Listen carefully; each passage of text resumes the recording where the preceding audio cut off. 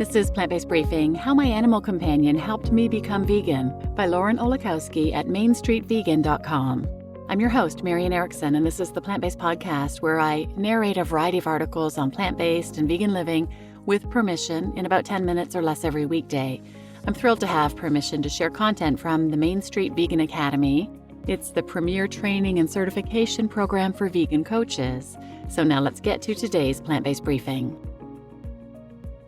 How My Animal Companion Helped Me Become Vegan by Oleykowski at mainstreetvegan.com. When I embarked upon the adventure of adopting a retired racing greyhound, I was prepared for some adjustments. I didn't know the experience would give me the awareness to finally listen to my long-felt calling to be fully vegan.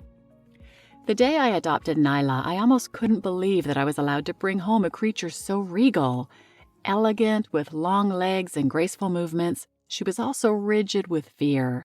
For the first few days, she held herself so stiffly that it felt as if I'd brought home a deer.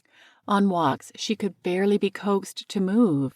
She was afraid to relieve herself outdoors and waited until she was in her only familiar place, her crate.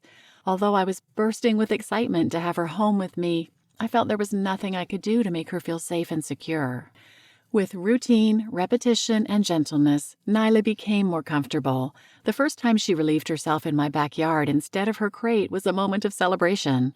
Gradually, she relaxed and started sniffing her surroundings during walks. She met my friends and neighbors and accepted treats from their hands.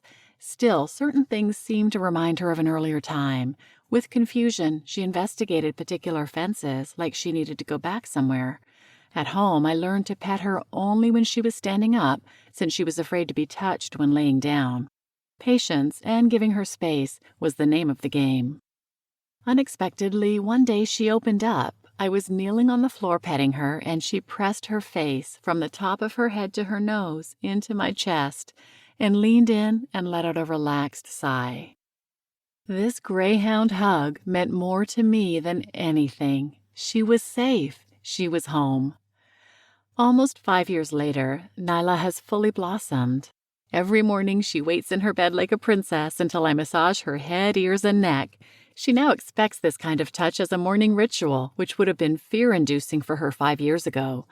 Nyla adores long walks and prances with joy to see her favorite people. Her teeth chatter when she is happy, and her eyes look right into your soul. She even cuddles with me on the couch, although she is much more interested in popcorn than the shows I'm watching. Far from a rigid deer, she is more like a goofy clown full of confidence and joy. As I formed a bond with Nyla, my satisfaction with being vegetarian began to fall apart.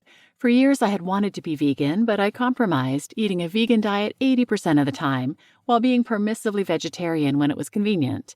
It seemed like a reasonable enough approach for a while, but as I got to know Nyla, this no longer made any sense. Here I was, best friends with an individual who had been bred for profit and was liberated by love, and still I contributed to a system that cruelly exploits other animals.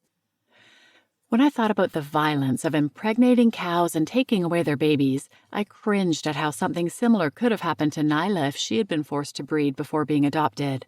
Considering the confinement and machinery forced on dairy cows, I envisioned Nyla spending more years in a crate on the track rather than in our home. Previously, the facts about the cruelty of the dairy and egg industry fueled me to be 80% vegan. Now that I had witnessed the transformation of a rigid and scared creature into the sweet, bossy goofball who owns a major piece of my heart, I knew I had to own up to that remaining 20%. Knowing Nyla, really knowing her as an individual who formerly was a number in someone's ledger, helped me realize that every animal is an individual. How could I love a greyhound, but force a cow to live a life of exploitation? I was finally enlightened enough to stop eating dairy and eggs once and for all. Having made this choice, I now feel a freedom that I never knew before. I never needed eggs or cheese. I simply need the peace of knowing what's on my plate didn't come from an animal's suffering. You just listened to How My Animal Companion Helped Me Become Vegan by Oleykowski at mainstreetvegan.com. And I'm your host, Marian Erickson. I love this story. It's so heartwarming. It is really hard to see so many animal lovers who pay to have animals abused and killed for them, for food they eat multiple times a day. It's especially interesting to think about people who work in animal rescue who pay for animal abuse.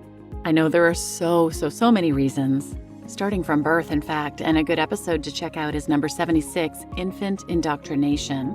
I'll link that in the show notes. But it is so amazing when you make that connection. And there are so many benefits to living a healthy vegan lifestyle for the animals, of course, the innocent, defenseless animals. But there are personal benefits also for your health, for the environment, of course, but also for your mental health and your peace of mind. I do outreach with Anonymous for the Voiceless, and we show standard industry practice footage of animal agriculture industries mostly, farming and slaughterhouse footage and whatnot, from humanely raised, organic, the best of the best. And people are shocked because it's well-hidden information for good reason.